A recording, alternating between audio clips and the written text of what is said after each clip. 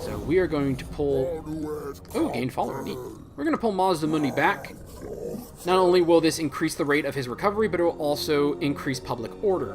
When you have a military stationed in one of the settlements, that does give a good, massive buff. Alright. Now we will... Ooh. Magic resistance. Winds of Power Reserve is super good. As you saw in the last battle, I was often waiting for my Winds of Magic to recover so I can cast more spells. Coming in with greater reserves helps mitigate that. Slann Mage Priests are some of the best spellcasters in the lore. Alright. I don't need those. I also don't want to upgrade these buildings, so I will eventually move them over to the sides, because they cap out at tier 3. Well, this one caps out at tier 4. This one caps out at tier 3, so I can move that over here and open this up for better buildings. I definitely do need to start increasing my economy. Yeah, that'll increase my economy pretty well. Alright, and recruit new units.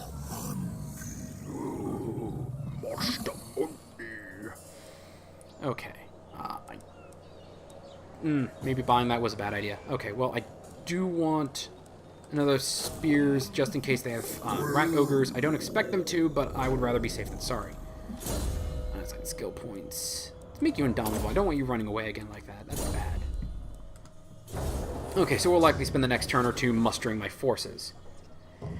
And at this point, we will likely go into a time lapse as I get everything ready. And we will come back once it's all done. Oh my god.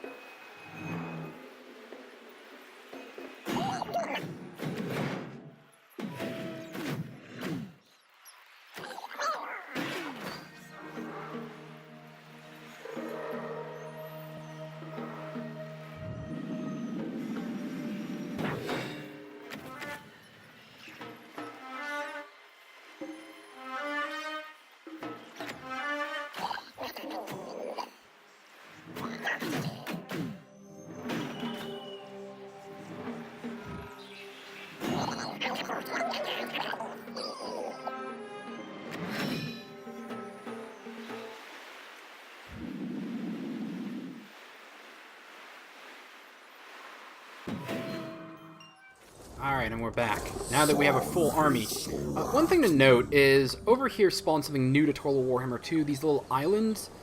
When you're traveling the seas in Total Warhammer 2, you might come across these little islands. Running your army over them will give you a quick buff. It's typically you get a choice of, do you want a overworld buff or do you want an in-battle buff? Those will both last for a little bit of time, or sometimes it just gives you a lot of gold. I'm going to go grab that in just a minute, but first things first, time to deal with these Skaven. I likely will have an army to deal with, and I will have a not a walled settlement to take care of. So, hopefully this will work out okay. Yeah, Skaven encountered. Now, despite the fact they have all of these units, my units are so much better than theirs because it's a lot of cheap disposable units. We're just going to auto-resolve and take this settlement from them. Bam. Very little loss on my side. Complete and total annihilation on theirs. Big buff. Capturing settlements typically comes with a nice big chunk of change as a bonus. And we are going to occupy. So I finally have the entire province here at my disposal. Clan Gnaw. Okay, get a bunch of shit, province settled, and Clan Gnaw destroyed. I no longer have to worry about Clan Gnaw. Now, as you can see, this one came with a low-grade military unit I already have over here. This little triangle in the corner means it's a redundant building, and you don't need it. So I'm going to demolish the one over here to open up this. Demolishing does take time, typically one turn. If your settlement gets attacked and you fail to defend it, and they merely loot or if they merely loot it, your buildings can be damaged in the process. Your buildings can also be damaged from a random event. As you might have noticed during the time lapse, there was a negative random event. One of my skeeks was practicing a spell and his head exploded. So people took that as a bad omen, so I have a negative public order debuff. That is getting dangerously low. Once it hits negative 100, it will spawn a hostile army in the area. So that is something I want to deal with. Now that the Skaven clan has been dealt with, their corruption is going down. There's nothing tainting it and plenty of untaint. So it's trending towards 100% untainted, which is what I want as Lizardmen. Okay, I now have a nice chunk of change, so I can build some new buildings. I definitely want to increase here, and then start building some other stuff. I do want new tech. Let's see here. This one, typically when you have your public order, your economic buildings, you have buildings that increase your growth and your casualty replenishment. Once you hit a certain level and your core buildings are maxed out, you typically want to break those because they're not really doing much for you. Settlements near the front line, this is good for because it will help you replenish your units quickly. There's one generally just pure economic building, one public order building, and one faction-specific building. This offers me a buff to all of my economic buildings in the area, and I'm also going to build just a pure economic building here just to start getting my income up. Because now that I have a full 20-unit army, my income is suffering considerably. It's actually 1,000 more gold to deal with this army than it was at the start of these videos. Okay. Ooh, his quest has started. Neat. So, once your legendary lords hit a certain level or fulfill certain conditions, the quests will begin. You'll see it on their character sheet the turn you hit that level, but you won't be issued the quest until the start of the next turn. Once that does, I'll show you what that looks like. I can also show you what a provincial decree looks like. Down here is your decree options. For Lizardmen, it's alignment of war. That gives you a big bonus to your armies within that region, good for the defense. It increases the levels your units start at when you recruit them, and it reduces their cost. There's the alignment of order. That gives you a new ability to use in battle when you're in the area. It increases your siege holdout. It untaints your province. It's an okay one. It's not the best. One that increases your winds of magic and your research rate, and the one I almost always go for, the alignment of crafting. It increases income, public order, and growth. What more do you want? Like anything else, this does take a turn to implement. And if you see these little dots next to them, that's the geomantic web. And one last thing to mention. Come on, do it. For these buildings here are the ones that increase the effect of your geomantic web. They can only be built in the provincial capitals. Alright, and with that done, our main antagonists, the Skaven to the north and the Skeggi to the east, have been dealt with. We enter a moment of peace. This is where the real strategy of the game comes in. When you have these moments of peace, it can be a good time to consolidate your forces. No one's currently at war with you, and if you monitor the events of your neighbors, you can generally get an idea on who's going to declare war with you and who's getting close. At the moment, no, and I'm not sure why my camera has suddenly decided it wants to slowly pan out. That was weird. Your prestige grows, my lord. Sweet. News of your conquests. Thank you. As you advance, in the Vortex map campaign, which is the default map for Total War Warhammer 2, you have a bar up here, and that's what your main objectives are. For Total War Warhammer 1 and the Mortal Empire's Grand Campaign map, you have chapters, and it's typically just conquer or raise a certain number of settlements. And it's a nice little income bonus every time you do this. You also have bonus objectives that are listed. Where are my bonus objectives? Okay, they're listed somewhere. I don't remember exactly where they put them. But as you do get these nice little income bonuses.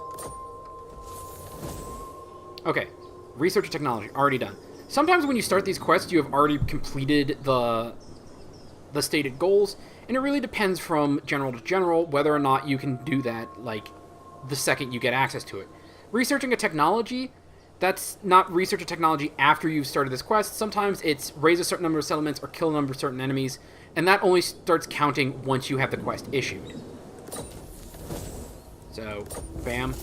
I need to perform the following rite, the Rite of Ferocity. Okay, cool. I have access to the Rite of Ferocity. I'll just do that right now. Bam. So next turn, that quest will be completed, and oh, no, it just got completed now. Sweet. Okay, now I need to capture captives. Captives is what you get at the end of each battle. Sweet. Now, faction encountered the Blood Axe tribe. Great. I have a bunch of furries running around somewhere within my field of vision. Beastmen are assholes. They typically just raid and raid and raid. Ah, no. Where are they? Where are they? Where are they? Okay, now. Alright. So I don't know where they are, but they are jerks. I don't want to deal with them. I don't expect to go to war with these elves because they're busy fighting each other. So I'm just going to make the Fallen Gates my defensive area and fortify that and start to expand south into Lustria. I know Lustria is the home of the other Lizardmen, and hopefully I can confederate with them and expand my empire that way. I don't want to take the High Elf territory because High Elves generally are okay with Lizardmen, and aside from the settlement right here, none of them really have anything I particularly want. That one down there has a really good monument, a landmark. So with this army done, I can begin to move them south and continue to build. This is going to be another time lapse, as there won't be a lot of terribly interesting things going on. I do have a ton of money to play with, though. I do want to leave these open there. Alright. Back to the time lapse.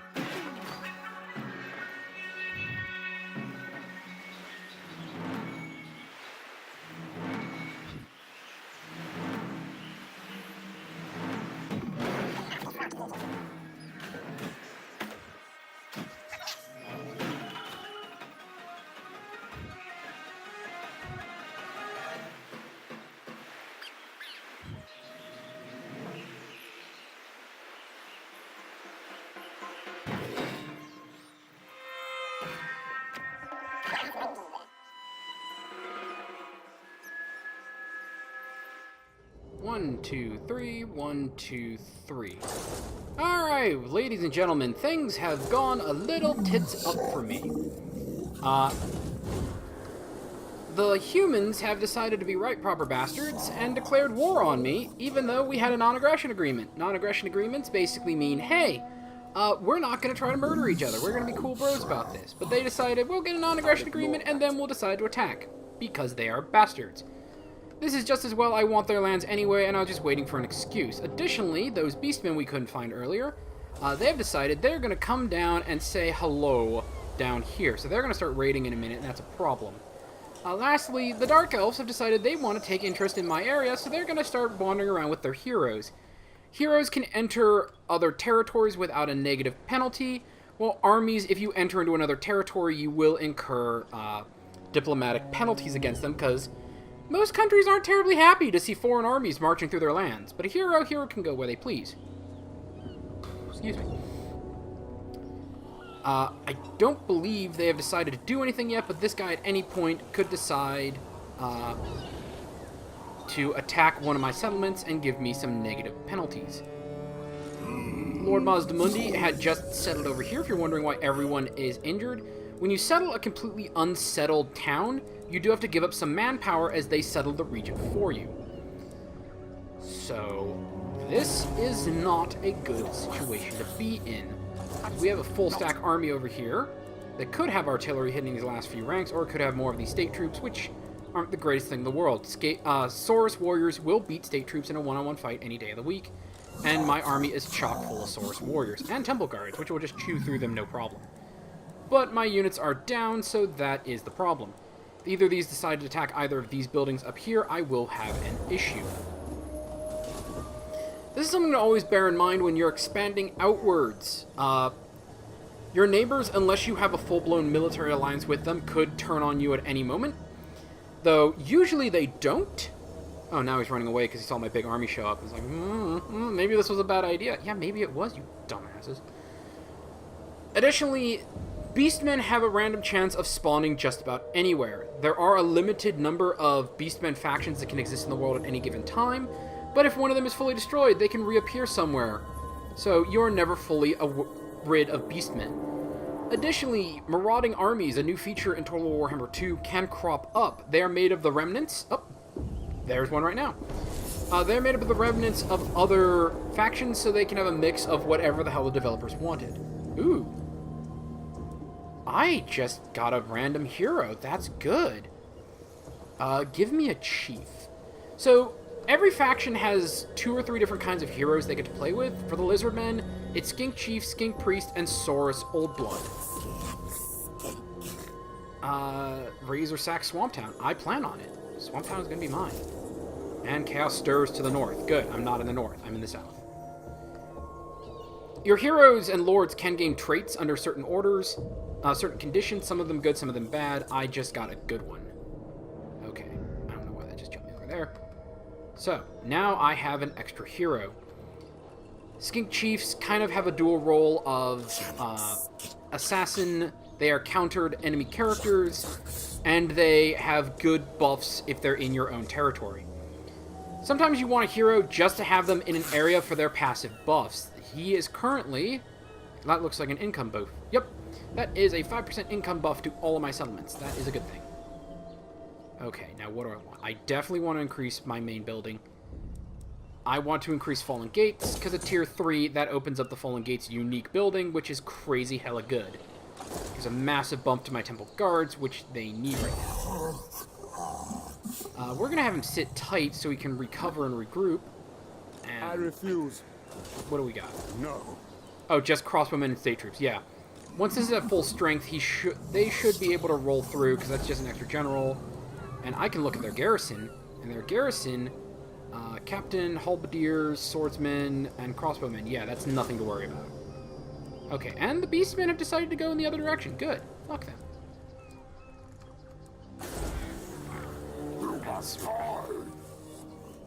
So, yeah, here are your different tabs for your buildings. There's your overview, which tells you what buildings are there that you build the buildings. There's the garrison details, which tell you what units are stationed there. If you're close enough to an enemy fortification, you can see who they have on duty. There's your building tree. That's where the button is. That's what I was looking for earlier. Haha, I'm the best. You can recruit a new lord. Lords allow you to build new armies. You have to build around them. If a lord gets killed, you have to immediately recruit a new lord. They have their costs. They have their upkeep. And additionally, every new lord you have will increase the upkeep for all of your units. Different ones have, different factions have different rates. Some get ludicrous, like 10% increase. Others, like Lizardmen, have a meager 2%. And then your heroes. If you have buildings that can build heroes, you can recruit heroes. You have a faction-wide cap to each different kind of hero, so you can't just flood the map with heroes and be a massive nuisance. We're going to keep them there to let them recover. And I think that is just going to be the turn, because there's nothing I desperately need to build or anything. I will build another one of these just to increase my income. Alright, next turn, we will bring the fight to the mortal men, the warm bloods, who dare besmirch my continent with their presence. Aztec lizard people versus conquistadors. So right now the settlers of the New World and a bunch of other factions are using Empire armies. Everyone's expecting the Dogs of War, another human faction, to be one of the upcoming DLC factions, and when they come out, they'll likely replace the Empire troops with them. We saw the same thing in Total War Warhammer 1 with Bretonnians back when they first started out. All the Bretonnian lands were settled by Empire, but once Bretonnian became a playable faction, they got replaced. Okay. Oh, and I can attack from here. Beautiful. My army's at full strength. I'm going to see what my chances are of dealing with these annoying mortals. Oh, good lord. Massacre. Oh, good. I just lost the Shieldlosaurus, which I want to replace with Shieldlosaurus anyway. Sweet. Alright, cool. Yeah, that's what you get.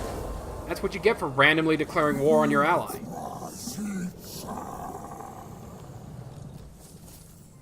Man spawn sacrifice. Good.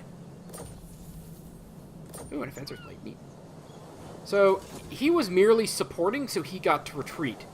The army that was in here and the lord that was commanding it were destroyed because they were garrisoned in here.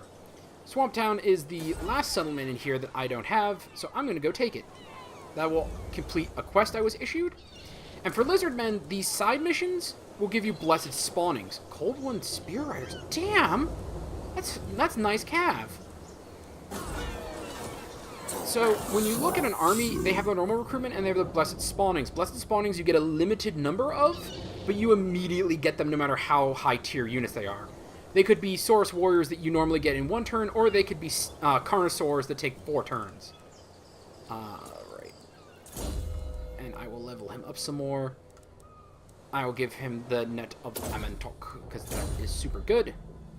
Even though this particular army doesn't utilize it very much.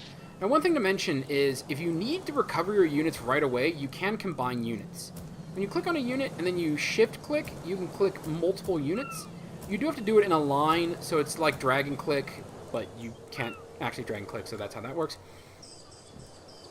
And as long as all the units are of the same type, you can combine the units. That will merge them to whatever their max is, and then anything left over will remain in the first unit. If combining the 2 units doesn't put them at their maximum health, it will just completely absorb the second unit. You also average down their rank. So, if I were to say that this guy was combinable with these, even though they're not, this would actually go down because they are of a lower rank. Alright. And he can level up me. Heroes obviously cannot be combined, and same with lords. In the tabletop, you can embed heroes and lords into units. You can't do that in Total Warhammer. Very famously, with the Lizardmen, Slan Mage Priests are rarely seen without like a unit of Temple Guard surrounding them, because that's the entire job of the Temple Guard. They're elite bodyguard units. Alright. Anything else I want to build? Upgrade my economy. Always a good choice. And now that the provincial instability and that random event are gone, you may have noticed me like have Mazdamuni run back up here to Hexodal just to keep everything from going into rebellion, because that was getting pretty low. But now it's on the up and up. As long as something bad doesn't happen, that should start creeping back up to a plus 100. Alright. And my little skink priest. That assassin is still... Can I kill him? Assassinate the assassin. 34%. I'll just leave him be for now. What I like to do with my hero characters early on is use them to scout out. Since they can't be attacked by enemy generals and enemy armies, they're more or less safe. And unless you're at war with another faction, their assassins probably aren't going to bother your heroes. So you can move around pretty freely. I'm going to scout to the south just to make sure I can see what's down here in the path I plan to expand. I also want to meet my fellow Lizardmen so I can begin trading with them. For trading... What does this do? Tradable resource production plus 5%. Nah. Leadership. And melee resource. I have a lot of sources right now. That's good. You can only trade with a unit if you have a direct line with roads, which you can see here, or if you both have ports. Once you both have ports, you pretty much have free reign.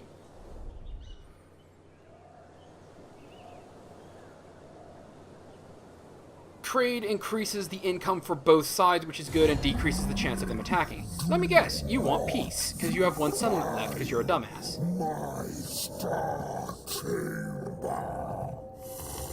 Don't spread your man-filth. Ooh, they will pay me 2,000 gold if we declare peace. No, you attacked us, jackass.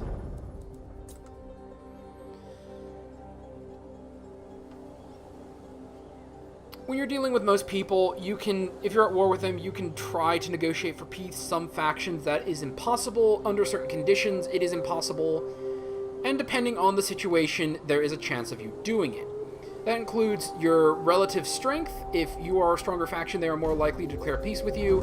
If you're at war with other people, if you are able to focus on them, they will likely declare peace with you, simply because they don't want to be focus fired down. What was the other major factor? how much your races get along, whether or not you've done terrible things to them in the past, and what was the other factor? I know there's another factor I'm forgetting. Oh yeah, whether or not their settlements are under threat. If you're besieging a major settlement for a faction, they are way more likely to declare peace with you. Simply because they want to get out of fighting before they start losing valuable resources.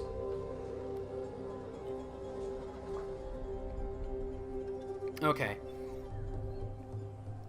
Now that the humans of Swamp Town are almost beaten, we're about to jump back into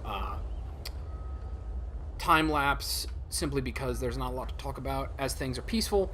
But another thing to remind everybody, war can break out at any moment, even with countries you thought you were being peaceful with. So always be aware that your borders are never safe. And here comes Skeggy Raiders. Very nice. Yet another thing to deal with. They are at war with me because they were at war from the start. Actually, they're not Skeggy, they're Blue Vipers, but they're all Norskins. Port Reaver, the place I just captured, is probably going to get lost. That's fine. Ooh, they did a thing. Alright, so what'd they do? They got a Black Arc. Okay, that's fine. Dark Elves, one of their special abilities, one of their rights they can perform is to create Black Arcs. Noble of Nagaroth. I am the first sorceress. Yeah, that's nice. Oh, they did it way up here. Okay, it was these guys that did it. Essentially, a Black Arc is a mobile base. It is an army that functions like a settlement, so you can recruit units through it, and that allows you to make these forward bases via the sea, making them very good coastal raiders. I could go fortify Port Reaver, but there's not a... Oh, there is stuff in Port Reaver. Oh! You're not Norska, you're orcs and goblins. Look at that. Alright, well, I'm going to take Swamp Town while I can, and then I'll go deal with their shit. Because that's easy, and it'll knock them out of the game.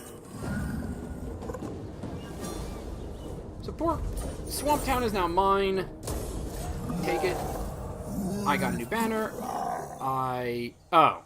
Raise or sack the following settlements. Whoops! I misread that one. Oh well, I'm settling this province anyway. I can recruit units. I will get new source. And I will deal with these feral orcs in a minute.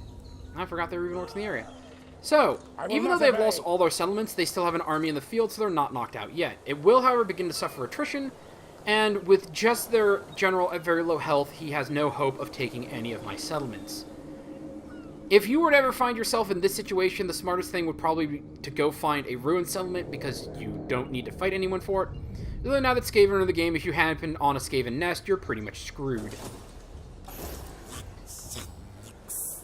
Once their general is gone and once that army is off the field, they will be out of the game entirely. And their faction will be removed from the list. And that is just ruin. An important thing that your heroes can do is they can scout ruins to make sure if they are empty or if they have Skaven in them. That one is empty. These orcs are worrying, but whatever, we'll deal with them. One more turn for that. I'm not going to put any money into Port Reaver. Oh, the pass over here. The place I settled. I can build. And start increasing my economy, because I'm not worried about people invading that. Unless the Shrine of Sotek is full of Skaven. Ah, Skaven. You always have to worry unless there's Skaven. Alright, I got some skill points. Sweet. Okay, I want to start... I want that Arcane Conduit. That ability is super good. Alright, and now we get to see what the hell these orcs are up to. Good lord. Orcs and goblins. Why? Why do you exist? Why are you coming north? Yep. So, yeah. He has decided to kamikaze into the Ziggurat of Dawn. He has one guy who is tired, weak, and worried. And I have... Let's see here. How many are there? 75, 75, that's 150, 120. I have 150 Saurus Warriors, 1, 2, 3, 1, 2, 3, and 360 skinks. We're gonna see how that goes. Oh my god, decisive victory. He didn't kill a single person. He was killed by a Saurus, and probably eaten. And that is the end of the New World colonies. They decided to pick a fight with the Lizardmen and found out how bad of an idea that was. Oh. The Blue Serpents did not attack me. Good. Good, good. Oh, and the Blood Axe tribe was destroyed as well. We have lost 2 factions this turn. Damn. They are dropping like flies. Everyone is starting to mobilize. Oh, poor Boris. Boris was killed in battle. Someone buried him. I don't know who, because he was the last. Ooh, a brutal business. So if you have the Blood for the Blood God DLC, which adds gibbing and more blood, you also get these random events, which just increase damage for everyone. Everyone. Peace negotiated between... Oh, good. Lizardmen stopped fighting each other. And factions were destroyed. Okay. They have decided to hang out... Oh. Okay.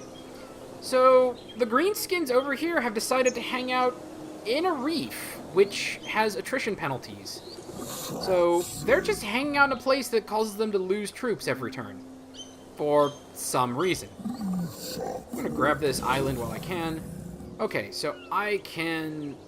Stranger Things. This site is home to an ancient shrine to a lost god. Ooh, goody, lost gods. This place is bathed in power, and as your followers approach it, anger runs upon the shrine. Illuminate the globe beacon to the wary. Choose, booms a deep, disembodied voice in the distance. Do I want to see better, or do I want to fight better? Fuck it, fight better. Malathon's Blessings. Ooh, 25% physical resistance. That's good. That's good.